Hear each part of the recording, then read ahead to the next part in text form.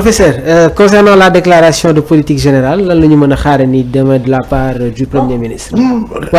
Rien d'autre que véritablement la mise en branle encore une fois pour sa deuxième phase du référentiel Sénégal Horizon 2050.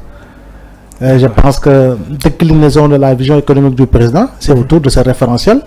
Et la politique générale, ce sera pour une déclinaison de la vision globale et économique du Sénégal. yaakaaroon ne que dina am ay députés yoo xamante ne dinañ jéem a détourner le discours de Ousmane Sonko à travers certaines questions. Si frottera si frottera si piquera. Ah oui. ci yenn questions yi. Non, je dis détourner, ça veut dire que bu fekkee da ngay ñëw aussi li nga xam mooy antériorité de l'avènement du président Diomaye bay dugg si ay faits yoo xam ne c'est passé entre 2020 2021 ah boo si duggee itam loo si dégg yaa ko teg sa bopp de. yaa si des de parce que tamit dëgg-dëgg li déclenché mbir mi. Bon, c'était un gros canular, c'était un mensonge orchestré par des mensongers, joué par une mensongère avec des acteurs mensongers pour une déclinaison d'une histoire mensongère avec au finish notamment des résultats purement mensongers. amul leneen je pense que posture boobu en fait du ni nga féete fee wala nga féete fee man moom laa mës a gëm. personnellement dans cette histoire là. loolu laa mës a gëm te loolu amul lu ma si dingi la preuve tous les acteurs se sont tirés dessus. Ouais. Cantonné cantonné sur le chemin de la vérité. dafa lu ma xam ne du la rattrapé gis nga dëgg. day tar rek lu ngeen traversé di ngeen dal si ay montagnes dal si ay safara dal si xeer.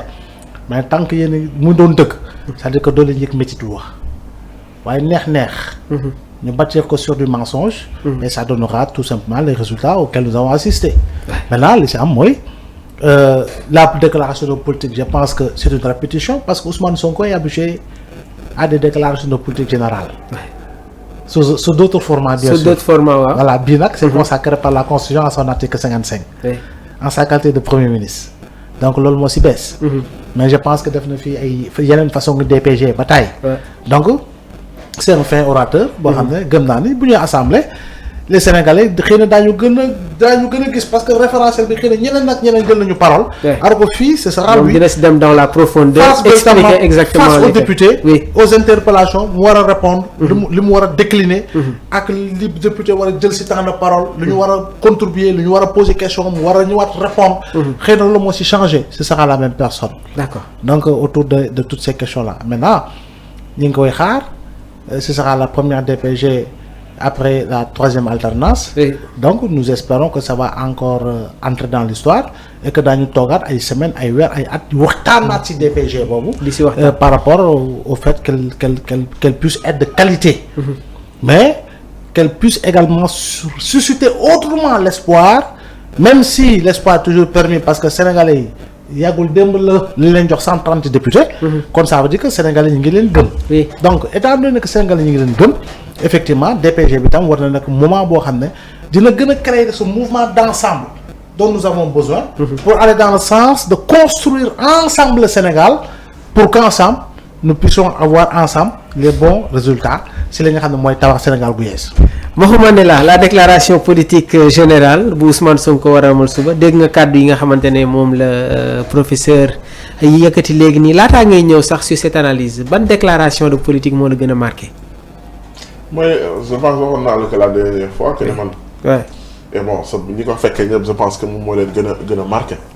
muy Idrissa Seck la déclaration de politique générale bu Idrissa Seck quand tu parlais de il faut aider góorgóorlu et combattre Njublang. loolu moom c'est avec des projections je pense que Idrissa Seck. il avait tapé fort côté communication et ça avait pas mais problème bi mooy gis nga pour man. gis nga déclaration de politique générale mébét la rek. wax ne fii la ñu bëgg a dem suñu gouvernement bi fii lañ ko bëgg a yóbbu fu dama ne la ce qui li indi intérêt bi nga xamante ni moo tax nit ñi di porter ko ci DPG bi. mooy c'est la personne de Ousmane Sonko. D'accord. mais DPG. son retour dans l'hémicycle. parce que dama lay jox benn c'est ça. waaw dafa lay jox benn exemple. kii wax na nag ne xam nga problème bi tamit mooy il faut que opposition bi gis nga opposition bi. dépasser ay affaire u Adji Sarr Ousmane Sonko Sweet Beauté gis nga loolu fekk ñoo ngi foofu noonu du ñu mës a avancer. mais on peut s'attendre tamit à ce genre de questionnement. suba ma cette histoire a été déjà jugée, la vérité est rendue au nom du peuple. Le peuple a déjà jugé cette histoire-là. Je te signale que le poulain de Ousmane Sonko a battu toute l'opposition réunie avec plus de 54% des voix. Ousmane Sonko himself, ñëw élection législative, il s'est retrouvé avec 54,90% des voix. Le peuple a déjà jugé. Le peuple a dit que c'est des mensonges. Parce que li ñu taxal Ousmane Sonko bu fekkoon gëm nañ ko mais duñ ko voté dégg naa xam naa fa dina ko ñëw Ndeye Khady Ndiaye elle a besoin d'être jugée. dinañ ci ñëw mais quand gis nga juge bi. la vérité elle est rendue au nom du peuple. juge bi mën na àtte mais xam nga kat moo gën a mën a àtte. ginnaaw yàlla le peuple moo mën a àtte. parce que peuple bi bul fàtte ne juge bi buy àtte àtteelul boppam de peuple bi lay àtteel lan moo gën a légitime àtte bi nga xam ne peuple bi moo dem ci ay bulletin moo dem ci ay urne voté. amul lu ko gën a légitime kon donc affaire Ndeye Khady Ndiaye su ma amee lu ma koy wax mooy booy tëddee nelawal Sénégal satal na la Ousmane Sonko affaire Adji Sarr ku la ci waxati dara bu ko faale ndax Sénégal àtte na la. Adji Sarr nag. gàcce gi moom yow lañ jox defet bi. loolu c'est l'histoire léegi nag. qu'est-ce qu'il faut pour man. la déclaration de politique générale il faut que ñun Sénégal tamit ñu am habitude revoir man il m'est arrivé cette semaine-là. de réécouter les déclarations de politique générale des anciens premiers ministres. D'accord. Il faut faire cette chose-là gis nga engagement yi ñu jëloon yëpp amul bu ñu ci respecté aucun des engagements pour man c'est de la littérature lu ñuy wax lu ci ëpp littérature la. Le gouvernement de Macky Sall a réalisé beaucoup de choses mais demal xool la première déclaration de politique générale du premier ministre de Macky Sall Abdoul Mbaye dégg naa ko muy wax mais li mu wax ci première déclaration de politique générale amul lu mu ci réalisé moom gouvernement amul lu mu ci réalisé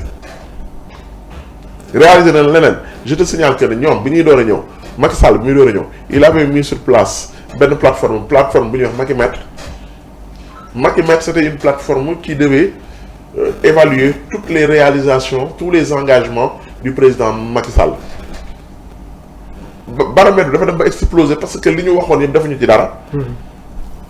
moo tax man j'ai cessé de croire aux mots des politiciens damay xaar ba gis DPG bi dinañ ci wax lu bari mais dinañ xaar li ñu wax noonu est-ce que dinañ ko def wala duñ ko def te man je signale que ne gis nga ñoom mooy li ma la waxoon ba lay passé Pastef léegi Pastef parce que li Macky Sall amoon Ablaye Wade amu ko Pastef amuñu presque xaaj bi la ñu am wala presque li ñu am bëriwul. ci d'accord non parce que Macky Sall son premier mandat c'était un septennat dafa waxoon da koy wàññi ko mais il a fait 7 ans son premier mandat Ablaye Wade il a fait son premier mandat c'était un septennat est-ce que yaa ngi comprendre bu baax. te pourtant Abdoulaye Wade ces 7 premières années projet yu bëri dafa retard defu ci dara defu ci lu bëri dafa bàyyi ba 2006 ñu commencé di gas Sénégal te Abdoulaye Wade a failli passer à la trappe ni te tey Idrissa Seck li mu rencontre yi mu def loolu Abdoulaye Wade mënoon nañu ko yóbbu ballottage au deuxième tour. D'accord. Macky Sall 7 ans yi pourquoi Macky Sall sa première élection bi def ko de 2000 comment dirais-je la première 2017 la ñu waroon organiser élection yi après le référendum l'avis du conseil constitutionnel dafa ñëw ne mënuñoo wàññi mandat bi mais bu ñu ko wàññi woon 2017 lañ koy def bu ñu defoon élection yi 2017. kon da ngay gis que ne kat Abdoulaye Wade du Macky Sall am na parce que li mu réalisé sur les 5 premières années bëriwul rawatina Pastef mine de rien grand 4 ans moo ko dese.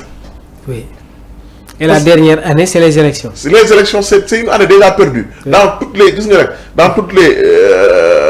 Dans tous les mandats. dernière année bi moom presque da nga koy perdre. loo deful ci kii mais Pastef 5 ans la am 5 ans la am te 5 ans boo fàttee ne 5 ans mënatu si dem 1 an bi dem na 4 ans moo ci des dernière année bi. dernière année bi presque année électorale la. campagne beeg ressources de parrainage yeeg yooyu noonu mais grand Pastef il faut que ñoom ñu xam que le temps joue à leur défaveur. te bul fàtte ne élection yi sàcc na ci presque 2 mois. ñoom ça veut dire que seen 5 ans yi sax du mat ils vont faire 4 ans 10 mois mais 4 ans 10 mois 4 ans 10 mois bu 1 an yi jeexee ñaataa ci des 3 ans 10 mois. qu'est-ce que avec cette crise là qu'est-ce que man moo tax man loolu laa yàkkamti dégg Ousmane Sonko nan la ñuy wax parce que grand dama lay signaler que ne le service de la dette a atteint une somme record 3853 milliards de francs CFA.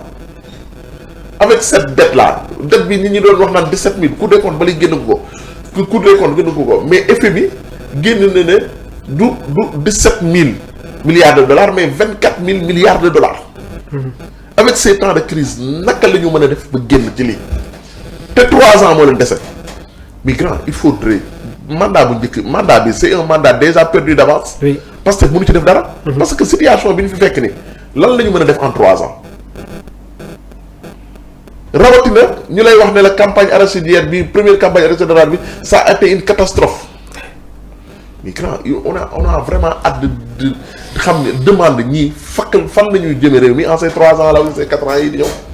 Professeur Abdoulaye Mbow Maxu mi ngi koy wax léegi nii laataa may ñuy dem sur les divers de l'actualité.